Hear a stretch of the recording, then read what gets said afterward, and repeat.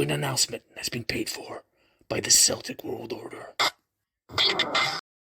Hello there, welcome back to Celtic World Order.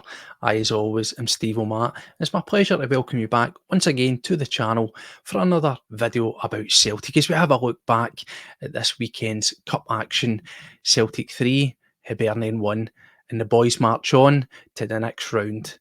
So, before we kick off, before we have a wee look back at that, as we always do here, that wee bit of housekeeping at the start. If you're new to the channel, then welcome. If you're a returning subscriber, then thank you very much for joining Celtic World Order once again. It only takes 2 seconds. If you want to help out this channel grow, make sure you hit that subscribe icon. That means every time that we go live, every time we upload a video, you'll get notified and you won't miss a beat. If you want to go one further, goes without saying, if you like what you see, you like what you hear, give us a wee thumbs up, and you can also share out our content. It just helps get more people in, more eyeballs on the channel, and helps grow this community, which has been thriving over the past few weeks. And we thank every single one of you for helping achieve that. If you want to help out the channel, you can do by way of becoming a member. It's a donation to the channel, completely voluntary, because everything that we do here on Celtic World Order is the same cost as our Rangers transfer to you, which is absolutely zero. But if you want to help out, you can be a member. It just helps with the running costs here, because even though everything that we do is free to you, it still costs us money to put this together, and it'll help us improve the channel. If you want to connect with us elsewhere, you can get us on X, where you'll find us at CWOPod1888. Well, that's that done. So, as we like to say, let's get down to business, because we were back in action at the weekend, back at Celtic Park for a cup game, League Cup action against Hibs. We just dispatched Hibs 2-0 the week previous. Was it going to be a repeat? Well, it looked as if it was going to be pretty much plain sailing and perhaps an absolute doom, as they say, but it was still a tidy result. First time in a while we conceded a goal. I know, shock, but I'm sure you'll agree, as far as goals to lose, it wasn't the worst, and it was actually a very good, well-taken goal. So, as we go into the game, confidence has got to be high, hasn't it? Riding the crest of a wave, clean sheets galore, carrying that through from the pre-season into the start of the season, where we're looking right tidy. And at this moment in time, Celtic's football is looking very, very attractive on the eye, isn't it? It looks as if what we were seeing in the close season, end of last season, and the run-up to our double, the improvements are just carrying on. It looks as if this side are really going from strength to strength, and Brendan Rodgers seems to have installed not only a more flattering style of play, back to the old style that we were used to. Dare I say it, a wee bit Ange Bolly, where we're really utilising those wings. Everything's going through the centre. It's just so attractive. This time there's more purpose. It's sharper. It's shorter passes. Less laboured. I'm sure you'll agree. It is looking very good. And it looks as if this team can only go from strength to strength. And certainly, as we know, with the ticking clock on this transfer window, if we can get in 1 or 2 extra wee bits of quality, then dare I say it, Celtic could look unstoppable, certainly on the domestic front. Of course, there is always room for improvement, isn't it? We need a couple of signings, but I just think that wee extra bit of sprinkling of magic could make all the difference. So as we went into the game, in terms of the lineups, there wasn't too much that really surprised. I suppose the one thing that really stood out was Kyogo Furuhashi not being there. We heard the manager talking about it. We saw in the game against Hibs when he went down and he had that shoulder injury. It looks as if we all know it's a recurrent problem, and it's something that he's had time and time again. The manager was actually asked regarding that, and he said something that was quite interesting, where he said essentially that if Kyogo were to get surgery on the shoulder, it would help alleviate the problem, probably stop it from reoccurring. The trade-off to that would be it would be around about 3 to 4 months recovery time for him, and let's face it, that is not something that you want. He touched on the fact that this has been a long-standing problem for Kyogo throughout the course of his career, and he's actually been able to manage it quite well with very small periods of absence and through there. Now, I don't know about you, but I'm sure that you'll agree that I would rather have Kyogo maybe miss 1 or 2 games here and there because he tries to recover for it getting popped back in, rather than that long-term option and being on the shelf for 3 to 4 months. Yeah, in the fullness of time, you're going to get more distance out of him. But then it comes back to the question of how long really is Kyogo still going to be at Celtic? For me, I think we're going to see maybe another 2 seasons out of him max. And I would probably rather run that risk, but obviously we would need to have some quality backup in it. So he was left out for obvious reasons as he goes through his recuperation, and hopefully we'll see him back in and around the squad for the next match day. I suppose the one surprise was we instantly assumed that it was going to be our new signing, the returning boy, Maeda, straight in, starting off, but it wasn't to be, because it was actually Dyson Maeda that was playing through the front. Now, we've spoke about this a couple of times here on Celtic World Order. Is he an option as a main striker, as an alternative to, say, Ida or Kyogo? I'm still not entirely sold on it, but hey, after that performance here at the weekend, I'm sure he certainly threw a cat amongst the pigeons and gave us all a wee bit of food for thought. So anyway, let's have a look back at the game, just the key points.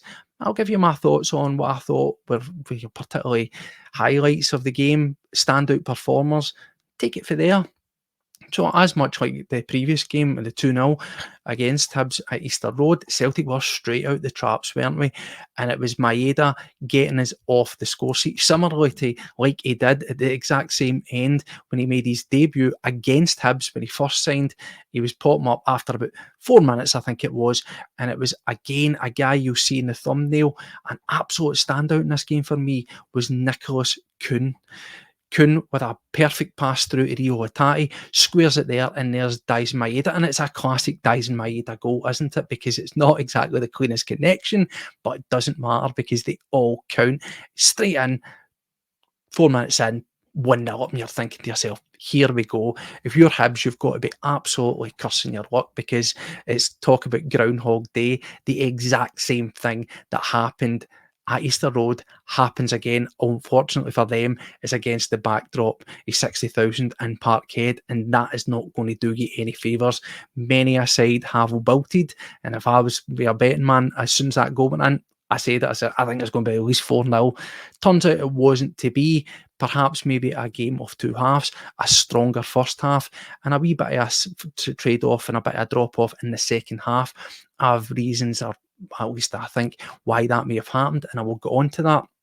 But the action did continue, and we were very much all firing, all cylinders again.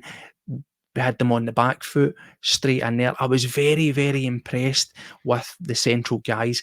I just think at this moment in time, that 3 that we've got of O'Reilly, Hatate and McGregor is a level up to anything that we've seen. And, from those players over the past few seasons. I don't know what it is, but they just look as if they've all found another level to their game, another gear. And the one thing I do particularly like as well is Cal McGregor, for me, we know that he's gave up the international scene, and I think going forward that's really only going to help us. He looks like a guy who's found his mojo again, because I've said it on this channel before, particularly looking at last season, he was a guy that was really peaks and troughs, and maybe that's down to the fact that he was playing so hard, so long, week in, week out, every cup, every tournament that we were in. Cal McGregor pretty much played it, and I think across European football, in terms of appearances, he's definitely one of the top 10 at least for guys being played. We kept going to that well, it was maybe getting to him a wee bit. Now that he's able to just completely focus on Celtic, I think moving forward we're really going to see the best in him. But what I also find quite interesting is he's fallen into a lot more, I would guess I'd say, a more mature captain-like role, where he's fallen back. He's not quite a deep-lying number 6, but in terms of yesterday, you couldn't fault him. For me, it was a return to real form for him, and a particularly good captain's performance. He was absolutely everywhere on that pitch, doing all the messy work, mucking in, tracking back, finding the tackles, getting the ball onto your flair players, if you want to call it that. That's where your O'Reillys and your Hatates seem to be really stepping up. And I think that he's thriving, that those 2 guys have found an extra level in their game as well, that allows him to just orchestrate and sit back, do the sort of, as I say, the orchestrating, getting the ball, getting it to them, and taking a deeper looking at the play and telling folk where it should be going and letting that happen and really getting to see the best out of them. So about sort of between the 12 to 15 minute mark into the game, it continues on with some really great playing again. And it's Kuhn, he gets the ball straight over the top. It's a nice square ball in, and there's absolutely no takers. Kuhn through to Maeda, plays that across. Nobody taking it, but the pressure's still on, and we're doing the exact same things that we've been seeing week in, week out. It's this non-stop, purposeful attacks, breaking the lines really quickly with one or two passes. As I said before, sometimes last season, we're making the progress up the park in 7 and 8 passes. Now we're able to do it 2, 3, 4, and it's such a different, and generally teams can't really live with that. We saw in the earlier game in the season where you had Kilmarnock doing that classic deep set, but we were still able to find the gaps in it. Hibs, again, they didn't learn, did they, from when they played us at Easter Road? They still played this quite advanced high line, which for me is just absolutely suicidal, going to Celtic Park and trying to do that. So you would have thought that their manager would have learned his lesson, but apparently not. And they were made to pay quite shortly thereafter. Just after the 15-minute mark, it's Maeda again, 2-0. Absolutely brilliant. It's Nicholas Kuhn again. Now, he's a guy for me that is really upped his game. I did say that, but he just seems to have found so much more. And he's a great, beautiful ball over the top. He loves that high chip ball over and behind, breaking the lines over the shoulder of the defender. Maeda's running in. And again, in a classic Maeda style, it's another Maeda goal because I think he gets a touch on it. He gets a touch, but it's not a clean strike. It almost hits off him in his stride, and he clatters over the goalkeeper, and it trundles home. But hey, as I say, the first one, they all count, don't they? 2 goals straight away for Maeda, and again, as I says, repeat, you think to yourself, 2-0, 16 minutes, Celtic Park, the way we're playing, this is going to be an absolute demolishing job.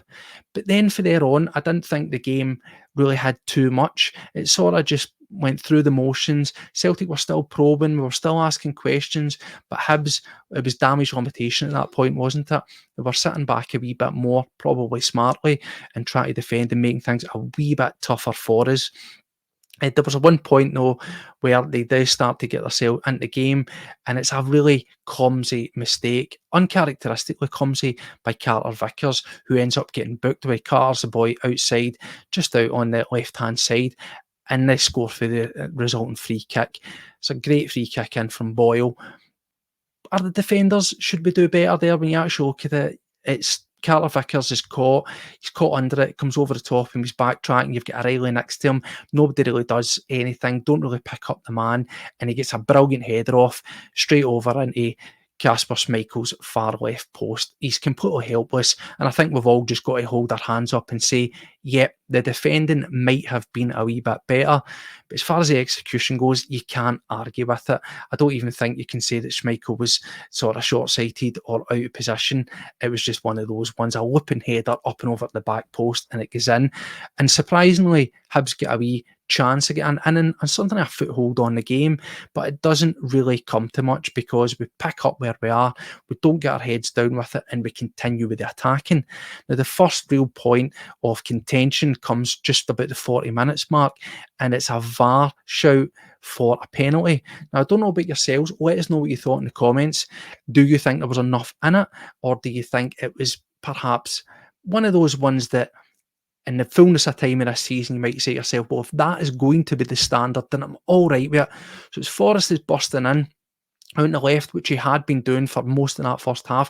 One thing that I really liked, and I've said this a few times, Forrest is another guy. He just completely looks like he's been rejuvenated, and he's really offering us a surprise option down that left-hand side, because guys like Palmer, just they've got great stats, yeah, but they just don't offer enough in terms of the all-round game and the basics, such as his ball retention, the ability to make those cover passes, not losing the ball foolishly, but also mucking in and defending. But also, Forrest is always going to be a very direct player. It's something that he's never lost from his game, and he actually looks like he's been up again a few levels. I'm not saying that he's the answer, not saying he's the solution, but he's certainly a great option at this moment in time, is he not? Because everything that he does is direct and purposeful, and we're seeing that echoed over the other end. Clearly, guys like Kuhn have been watching him in training, watching him in games, and learning from him, and that's really good to see, because that's one of the things that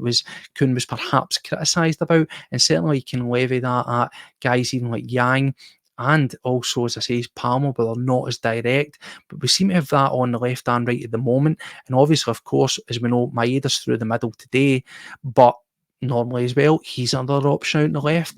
So anyway, Forrest is busting in, and he gets sandwiched in, doesn't he? He's running between the two defenders. He gets sandwiched in, and he goes to ground. Now, a lot of fans are saying that they thought that it was a blatant push. I personally thought, yep, when you look at it at first, I was crying out and shouting for a penalty. When I watch it back, I am not I'm not completely sold on it, to be honest with you. A lot of people will go with it. If that was at Ibrox, then yeah, look, listen, I get these points and these arguments all the time, and it remains to be seen. But for me, the defender does just good defending. Forrest has got his arms up. He's got his arms up as well. There's a bit of shorter shepherding with the left arm. Yeah, some folk are saying he pushes him, but for me, I don't think it's enough. It's not a hard push. He's sort of fending him off, and he does get the ball, and I think Forrest goes down. And folk will say Forrest's not one of those guys to get down unless he's been chopped. So I can understand that. But for me personally, I think there's got to still be an element of contact in football, and for me, it's just not enough. If he was taken by the legs, then I could argue it, but defending out, I just don't think Forrest is strong enough, and it probably doesn't help, though, that he's got the other defender at the other side of him as well, making problems for him as well. My opinion, I don't think it's a penalty, but I can understand. There is a review. It takes a wee bit of time, as these things normally do, and it comes to nothing. That's the last action, really, the first half. And I thought that the first half in general, as I say, was very, very good. More of the same stuff. I actually thought that we probably could have been a few up. Just a few things didn't come off, but very, very promising. Losing the goal, of course, wasn't ideal, but as I said before, you can't argue with that. It was a great ball on, and it was a fantastic header. You know that it's going to have annoyed Celtic, considering the form that we've had getting into it, where we've had several clean sheets. So it's always good to see sometimes getting a wee goal against you, just to keep you sharp, just to keep you reminding that, you're not infallible. There's always going to be room for improvement there, and you've got to keep your wits about you. So listen, losing the odd goal, I'm not against it. It is what it is. I'd rather have clean sheets, but I'm sure it'll have annoyed the goalkeeper. I'm sure it'll have annoyed the back line, and that can only do us good in the long term. In terms of the second half, again, we start off very much the way that we did, didn't we? Same purpose, same going for it, getting out the traps nice and quick. There was a wee bit of a scare, wasn't there, when we saw AJ get down? He looked as if he was in some sort of pain, and he was holding off his right thigh.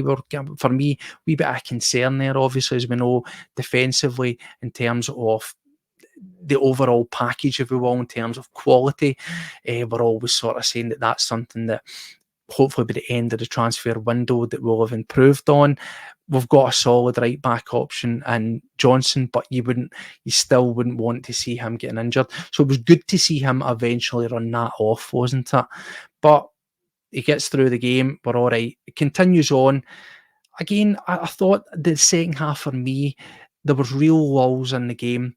We started off sharp. We started where we left off at the first half, but I don't know, it just had a wee bit of a malaise about it. Things just weren't quite as sharp, and what's the reasoning behind that? It's hard to tell. Hibs were doing a wee bit more of the defensive work. They were sort of sitting in. I think they realised at 2-1 they still had a fighting chance in it, and they were really just trying to soak up a wee bit more of the pressure and make themselves a wee bit more stuffy and harder to play against. But eventually we do get it through. We get the 3-1, and it is Nicholas Kuhn, and it is an absolute Hibs disaster. They're trying to do that playing out for the back.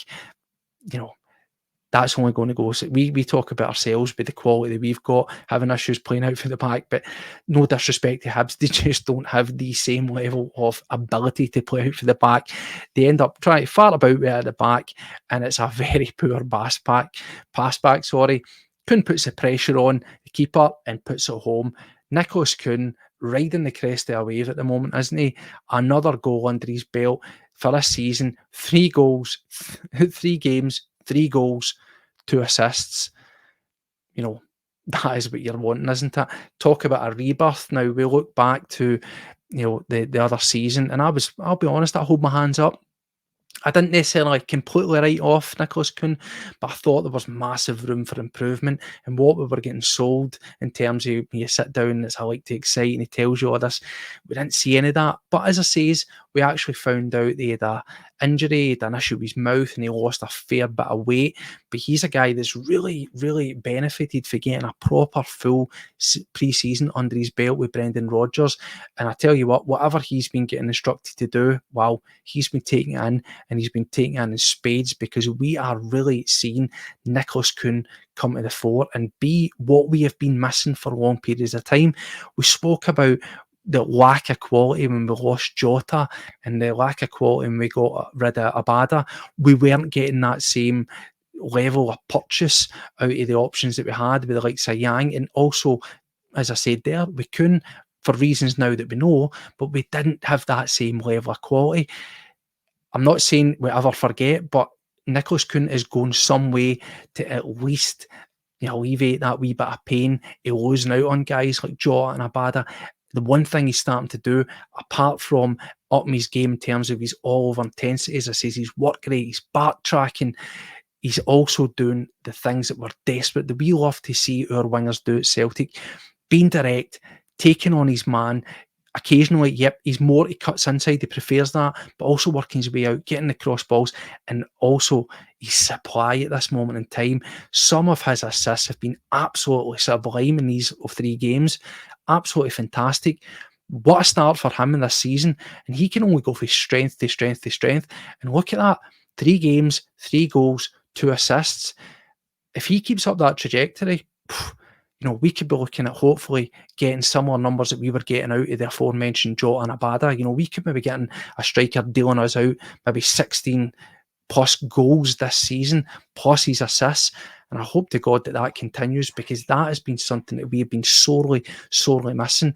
We've always had good goals all over the pitch, but particularly now with the way that we are playing, those wingers are really coming back into our style of play. As I say, after Ange, we didn't really have that last season. We seem to be struggling with that a wee bit, and a lot of our additional goals were coming from the centre of the park. It's great to get that right across the midfield and get that width back. But makes it 3-1. Another fantastic day at the office for Nicholas Kuhn. As we crack on to the hour mark, we eventually get that substitution, don't we? We eventually get Adam Maeda, the man that we all thought was going to start. He comes on for James Forrest, and my God, what a roar, what a reception that Adam Maeda got coming on. You could tell everybody was absolutely buzzing to welcome him back, finally, to Celtic Park as a full-time Celtic player. The big man comes on. In terms of getting chances, he's in and out of the game too much, but there isn't too much really to write home about. We do have a chance not too long after he comes on, the former Riley takes a great long-range effort, and the keeper, I suppose he comfortably saves it, but we still are picking it up. At that point, as I say, is just those sort of changes. I think that we're sort of really just going through the motion. So I say the intensity, it's 3-1, but at this point, the stuffing is completely knocked out of Hibs. They're not really offering too much, to be honest, but it's not too bad. Round about the 70-minute mark, that's when we start to see some changes, don't we? We get Maeda, he comes off. Maeda gets another chance. My bad. Aurelio plays in a nice reverse into him. He gets through, but it gets smothered off, and that's his last kick of the ball, because he's then quickly taken off, and we introduce Yang in his place. We've now got Ida leading the line. We've got Maeda coming off and bringing on Yang as well. I don't really think that there's too much. For me, Yang, when he comes on and finishes off the game, I think in terms of we look at quality, and this is why I think that we started to have a wee bit more of a dip. The malaise was already kind of, for me, setting in about the 60-minute mark, but we bring on Yang at 70 minutes, and then later on in the game, we see Palmer at 80 minutes or thereabouts. He comes on for Nicholas Kuhn, but I don't actually think that either of them, for me at this moment in time, are really contributing to the same level that we expect. We also get the introduction of Bernardo, and Bernardo, he comes on and he looks he looks, as good as he normally does. He doesn't do anything worldly. He comes on and he looks tidy. But I think that for me, the big questions on this quality front have got to be around Yang, and they've got to be around Palmer, because that for me is a real dip in the overall quality of what we get there. I don't think that any of them really offer the same level of attacking threat, and there's a lot to be left desired. Yang, everybody will continually say this. I think there's a player in there. For me, personally, I think he's well down the pecking order. For me, I'd have him at least sort of third choice down there, as I say, with Maeda being able to play on the left, be able to play on the right, when you've got Kuhn in there as well. For me, Yang's T is out. I just don't think he has that same level of general ability in him. He looks sloppy, as I say, poor decision making. He's not, he just doesn't have the same game intelligence. I understand he is young. However, these are things that you've really got to pick up. And I say all the time on this channel, when you play for Celtic, your chances are finite. They're few and far in between. And you need to be coming on. You need to be hitting the ground running. You really need to be shown a bit more. With every minute that you get in a Celtic jersey, you need to show something. You need to show a purpose. You need to show that you're useful, and you need to show what you can offer. And for me, he's just a guy that flatters to deceive. For every good outing that he has 2, 3, 4 that are just absolutely bang average. And I go for the exact same with Palmer. Now, folk will always direct me to Lewis Palmer's stats. And yeah, assists, goals, they are good.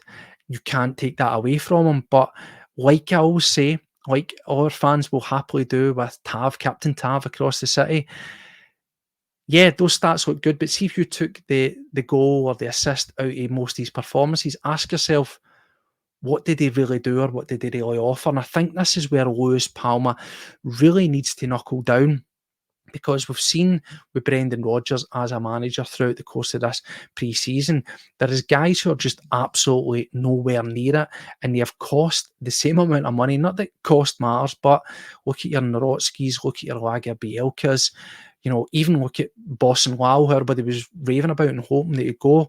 Rodgers saw enough and he moved them on. So he is going to run out of patience with Yang, in my opinion, very, very quickly. And it'll be interesting to see how things develop as we go into the tail end of this transfer window. Because firstly, we've got Maeda obviously shown that he is an option as a third choice striker. As I say, for me, I'm still not completely sold on it.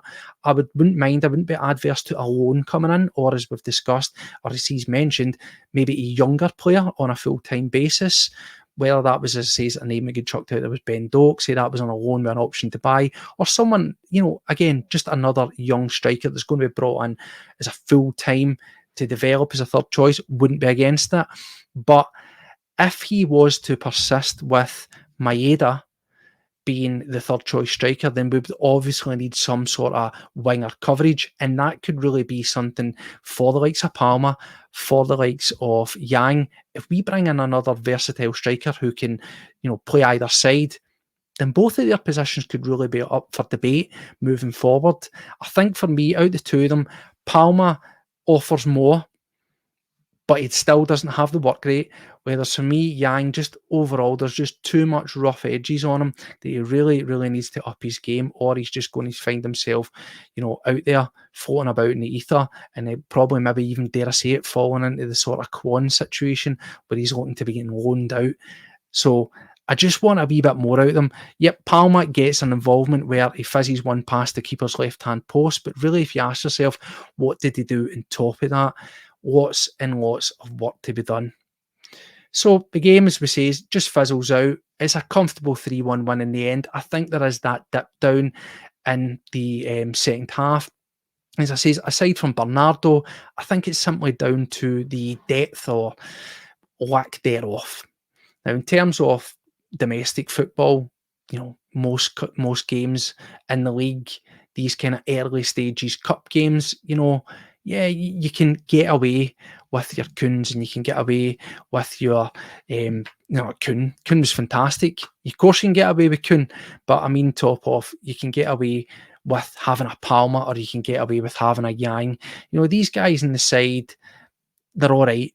But really, when we get into nitty-gritty, when we get into the sort of bigger games, I know they've had a tragic start, but let's just say against Hearts, when you're maybe taking a draw with them, or even Hibs on a good day, or indeed Rangers, when you're in a game where you really need to bring guys on and lift it, if they can't come onto a game when you are cruising and you're 3-1 ahead and step up their game, then are they really going to have that level of commitment and that level of impact when you're chasing a game? One to think about. I think they have got a lot. I think they really need to have a look in the mirror, look at what the guys that are playing, the likes of Kuhn, the likes of Forrest, the likes of Maeda, look at what these guys are doing. What do they contribute when they're on the pitch? And how can I be a version of that? Because if they don't come anywhere near the work rate of those three guys there, you know what? They're not going to be around, and the manager will look to replace them. But 3-1, decent result. Can't argue it, as I say. It fizzles and it's a wee drop in quality. And I just think it's a wee reminder that even though we do have a good team at the moment, the manager's got us playing some fantastic football, there's always room for improvement, as I say. And most importantly is looking at those European games, 8 games in the Champions League. And I've said this over and over and over. 2 teams in pot 4, 2 teams in 3, 2 and 1. What a chance. You know, those 2 games against those pot 4 teams, those 2 against the 3, you should be looking at trying to get anywhere, as I say, 12 points would be absolutely fantastic. Of course it would. Of course it would.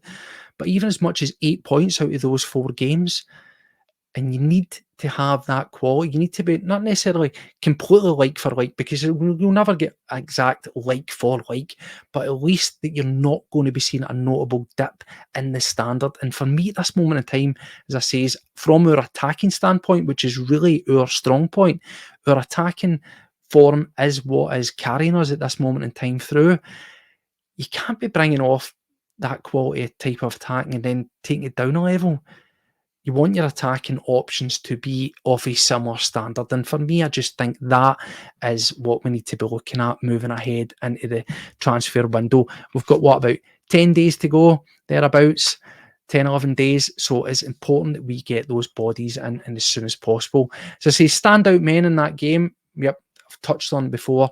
Nicholas Kuhn. Kuhn, what an absolute superstar he's been. I know it's maybe hyperbole, not hyperboil, as you've maybe seen elsewhere online for a joke. No, maybe that's hyperbole. But Nicholas Kuhn, I am absolutely, breathtaking away with what he's done. It's like he's been given a transplant of ability. There's always, as we say, he didn't get to the likes of Bayern Munich and stuff and on their books. All right, he didn't make it in the team, but you don't get in these teams' books without having something about you. And I just think that we've seen a transformation in this player. Whatever Brendan Rodgers is selling to him, he has bought hook, line and sinker. And as I say, moving forward, he's definitely an exciting player. And I can't wait to see what the rest of this season brings into the next few games. And definitely, more importantly, looking at that game against Rangers, because that would be the making of the man, wouldn't it? If he can put in a performance last season, as we know, we've got a couple of performances against him. Didn't really show because he was getting into some of those games with a wee bit of promising form and then faded. But now that he's on the up trajectory, can't wait to see him there. Secondly, Maeda, as I say, is he going to be an option? Do you consider him to be a legitimate option as a third choice striker? He plays there for Japan. We've heard this a million times over. He never looks the most convincing striker, does he? As I say, 2 goals and they trundle into the net, but it doesn't matter how those goals come about. He was certainly another thing that I really liked about him. And I think maybe when we tried him as a lone striker or central striker before, it didn't really work because of the way that we were playing. We were the Ange ball, where it was, as I say, all down and it was cross balls across the 6-yard box. He's maybe not that kind of instinctive striker, but with his speed that we've been utilising, he seems much like we see with Kyogo. When we find him with those balls over the back, when he can run on the shoulder and get into space, he's going to be burning anybody for speed. And maybe that's how we need to approach Maeda if we're going to use him as striker. Similar to the way that we do with Kyogo. Try and find those runs, because he might not be the most technically gifted player, but he obviously knows where he needs to be. And as I say, with his speed, well, you put your money on him beating most defenders in behind. And that's exactly the 2 goals, how they came about. Deep runs in behind, burning the defenders for speed on the shoulder and getting in. And that's really what we need to be looking at doing. So if that's the way we intend to play, if he's going to be the optional striker, then you know what? Yeah, I could be sold on that, but I still do. Being greedy, I still want a proper recognised striker for you ball in the building as a proper third choice. And also, as I say, I would like to see another wing player because I'm still not convinced. Certainly with Yang, Palmer remains to be seen, but someone with a bit of versatile ability to give us another good quality option on the wing, I think would be absolutely fantastic. So the games, I say, is very, very pleasing. Again, another good result under our belt. We're still at a stage. Don't get too carried away with ourselves. As I always say, treat things as you find them. Take everything with that wee light pinch of salt, but be happy and be optimistic about what we are seeing is only going to get better and better and better as time goes on. Yep, do you know what? We haven't played particularly great teams at this moment in time. We've played a Hibs team who seem in a wee bit of turmoil. Kilmarnock, they were playing in Europe, not too particularly used to it, but you can only beat what's put in front of you, and Celtic are certainly doing that and laying everybody to waste. So plenty of time to be getting optimistic moving forward. In terms of transfers, because that is obviously the one thing that's going to be on everybody's mind, isn't it? And I want to know what you think about this one, because the Matt O'Reilly scenario, it's popped its head up once again, and it's Brighton that have came in. It's been revealed that there has been a formal approach from Brighton for Matt O'Reilly. Now, it's been pitched at, because always the way these are reported, at €28 million. Now, in terms of conversion rate, that works out about £24 million. There's not been any mention of add-ons or incentives. However, with Celtic said to be looking for about 27 to £28 million, you've got to imagine that they are going to probably add that into the deal as well. Obviously, Atalanta, they bowed out, fifth and final bid. It was still some way off the mark. I believe it was about 20.5 million. Celtic told them rightfully, no, see you later, up the road. They're having none of that.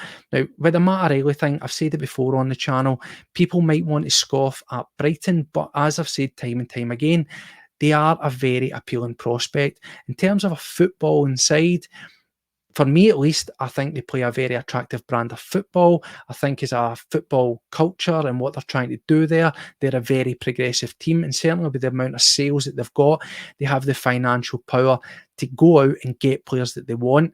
And if Matt O'Reilly is of interest to them and there's a serious bid on the table, the question is, I think the club would accept it, but would Matt O'Reilly?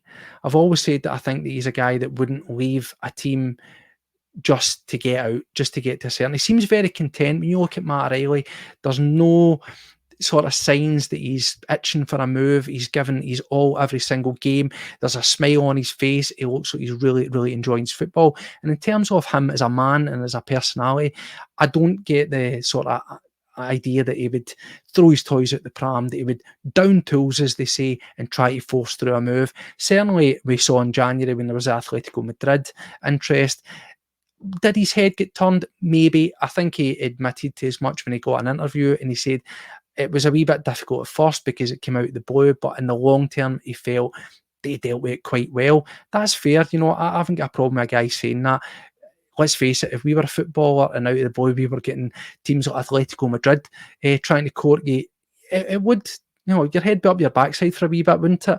But he did knuckle down in the tail end of the season. He came back with some great performances, so credit to him there. He got sort of a wee wobble at one point, but he never showed any, signs that he was of discontent and wanting to leave. And I think that speaks a lot about him. We only need to look at when he left Fulham to drop down to MK Dons. He could have sat there and he could have collected a wage, Premier League wage, Championship wage, but he didn't want to do that. He wanted to go and play football and he wanted to improve himself. Now, it all comes down to the question if he thinks that Brighton are going to be an attractive proposition. Certainly if it's just down to money, yep, they'll be able to offer him an extra 30, 40,000 on top of perhaps what he's making at Celtic. And some players that might be appealing. As I say, if you look at Brighton as a project, then I think that certainly they would be appealing to most players. Now, you and I as Celtic fans, we'll sit there and we'd walk over broken glass to play for Celtic, and the biggest teams might come and court you and you'll just turn away from it. But we've also got to remove our Celtic specs, and we've got to look at it. Players have a very short career. Careers can be short, and sometimes you've got to take opportunity. And again, as a club, yeah, they might not be top four, they might not be playing in Europe, but what they could offer as a platform, and you look at their history, their track record of developing players and a good footballing style, a good footballing culture, and moving them on to bigger clubs, that might be something he's drawn to his appeal. But for me, I've kind of consigned myself that I think that he will leave this season. If I had it my way and I was going to lose him, I would say January. And maybe that's something that Matt Riley might have at the back of his head. Now, as far as I'm concerned, Matt Riley's value is not going to drop. And I think he should know that, and the manager should be feeding that into Matt, your value is not going to drop. God forbid he went out and he get knocked down and lost a leg, then yeah, do you know what, goes without saying, his value is going to drop like a stone to nothing. But if he's playing football, he's continually playing, he's putting the performances he's putting in right now, come January, his price is going to be the exact same. So that's something that he might need to consider as well. Yeah, it is 8 games in the Champions League. It isn't a lot. We might go beyond those 8, but it's still at a bare minimum 8 games on the top, level of football to show what he's got.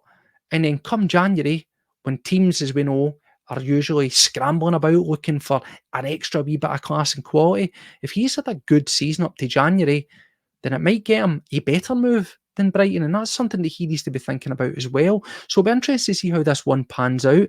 Definitely for me as well, if we could get him to January, get him for those Champions League games, and again, nothing is set in stone, nothing is a given, but if we look around ourselves with the other teams in the league, if we continue to play the way that we're playing, we could be with a healthy lead in this league come January, potentially with a League Cup in the bag as well.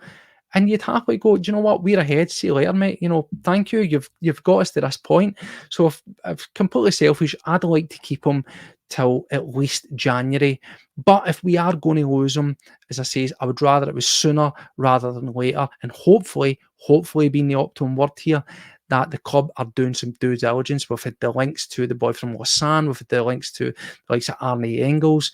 If these are genuine, interesting midfielders that we are looking at, and that's maybe with the view of Matt Riley potentially going, if it's going to be the case, make it happen and get them in as soon as possible. But another one that just came out there late today was also, again, apparent reignited interest in Rio Hatate, again from Leicester.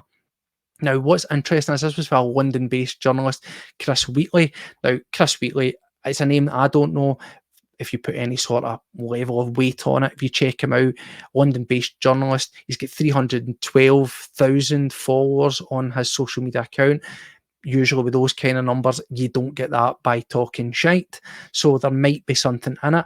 There's not been really any mention of a fee. There's not been mention of it's a direct approach, but it's been stated that it is a player of interest to Leicester City. And also it mentioned that apparently there was a team in Spain and Italy apparently interested in Rio Hatate. Those were unnamed clubs, so again, take that with a pinch of salt, but certainly this idea that Leicester are interested in Rio Hatate is cropped up again. Now, in terms of that, what do I think? I think for me, if Hatate had the season last year that O'Reilly had, it would have been sort of, 1 and 2, definitely solid interest, and would really have a massive headache. With him having had that injury and just returning, I think the chances of him moving on, certainly for a higher lofty fee, are not necessarily going to be as likely. To lose 1 would be terrible. To lose 2, in my opinion, would be absolutely disastrous. But out of the 2, I actually think that, and it's just based on what I've seen previously, I think that Hatate has really transformed his game, and I've sang his praises throughout the sort of pre-season and the early games, where I think he looks like he's added a lot more to his game, certainly a lot more physical. Again, I keep saying that his ball retention and his passing has got a lot sharper. He was always a guy that liked a risky pass at the sort of detriment of losing the ball by being so sort of loose with it, but he seems to have really firmed that up in his game, and he seems like he's buying into what Rodgers is selling. However, I still have that wee bit at the back of my mind where, is he 100% a Rodgers guy, for lack of a better term? You know what I mean? With that, anytime he's always gushing over O'Reilly, and he's always gushing over, lately Kuhn, and he's been gushing over McGregor. Hatate gets a wee passing mention, but it's not with the same level of enthusiasm. Now, I know that's maybe just reading into it too much.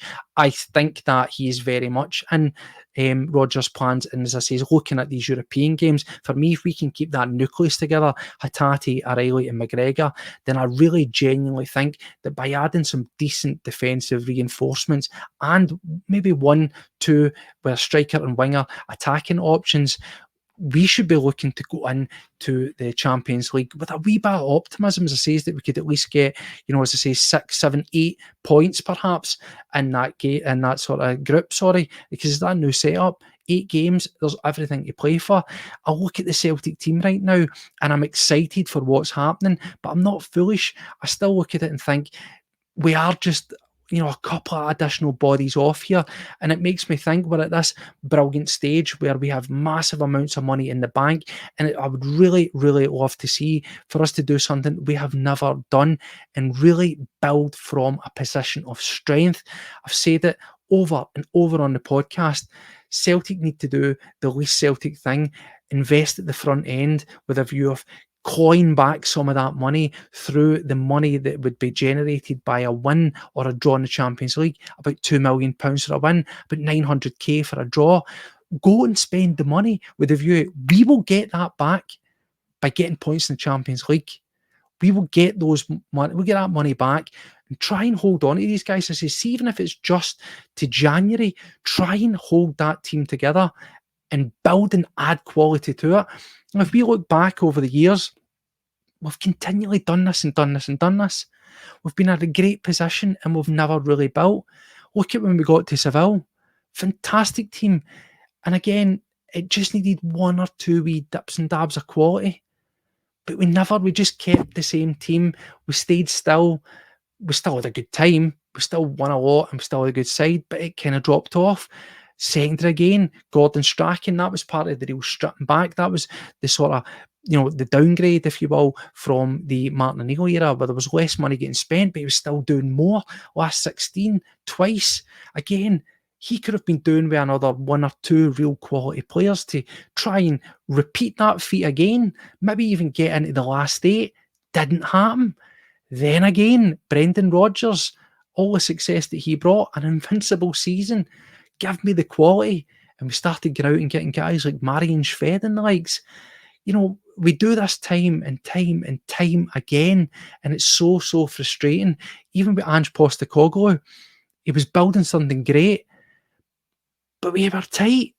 We didn't add that 1 or 2 extra wee bits to just nudge it that wee bit over the edge to really give that quality to try and level up. And you can see that all over the pitch. As I say, looking at guys like Yang, when you take off a Nicholas Kuhn and bring on Yang, the two things aren't the same. If you bring off Forrest or Maeda and you bring on Palma, it's not quite the same. Similar at the back, for domestic, playing the inverted left back role as he has been a lot more. Greg Taylor, great option for, fantastic for domestic, for all his problems involved. But you just don't have that confidence getting into a Champions League game that he's going to be able to step up to the plate. Similar with Scales, I always say, is a great option, but not the solution. And that's how much we are just in touching distance. We're not talking massive amounts. We're not talking 40, 50 million on players. We're talking maybe, 15, 16 million on 2, 3 quality players that are just going to supplement what you've already got and make that rotation better to try and get somewhere. So for me, we've got work to be done, But 11 days left in this transfer window, and I really, really, really hope that Celtic do, as I say, the things that we have never done historically, hold on to our top talents and add more top talent. Now, that would be something to get a bit optimistic about, wouldn't it, looking into it?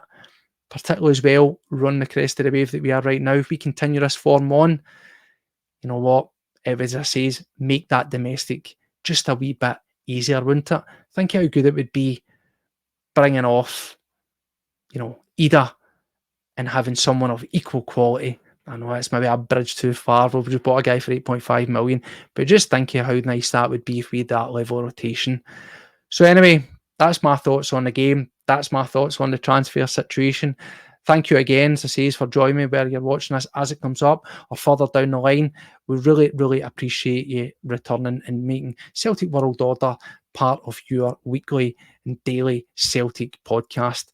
So anyway, as always, we will be back through the week. Hopefully there'll be some signings, but I'm not going to hold my breath on that. I think as we await for these finalised squads, particularly down in England, that we might start to see a wee bit of traction in the sort of last week of the window. Brendan Rodgers seems quite calm. He's set the end of the transfer window, the end of August, is his goal for getting players in. I guess we've maybe just got to trust the process, as much as I hate saying that phrase. But if we are going to be buying into what Brendan Rodgers is wanting to do, and if we look at his track record of the people that he has had a handle on, for example, Kuhn, Maeda, Bernardo, it's a decent hit rate so far. So if we can continue that and we can give the manager what he wants, then we'll all be happy fans. So anyway, until the next time, as always, take care of yourself and hail, hail.